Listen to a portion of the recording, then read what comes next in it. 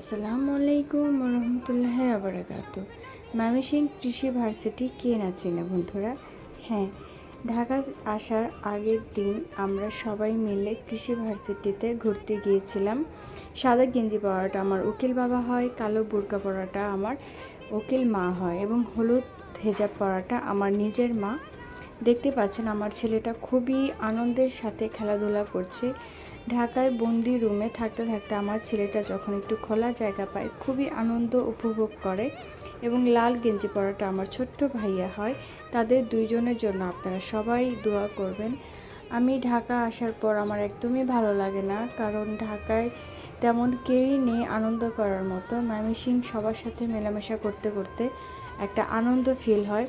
এই দেখুন আমার বাবার হাত ধরে আমার ছেলে এবং আমার ভাইয়া দুজনেই হাঁটাহাঁটি করছে, খুবই আনন্দ লাগছে আমার দেখতে। ঢাকায় আসার আগের দিনটা খুবই সুন্দরভাবে খুব আনন্দ নিয়ে উপভোগ করেছি বন্ধুরা। আরও এরকম সুন্দর সুন্দর ভিডিও আমার দেখতে চাইলে অবশ্যই আমার চ্যানেলটি সাবস্ক্রাইব করে আমাকে উৎসাহিত করে আমার পাশে থাকবেন, এটাই আমি কাম্য।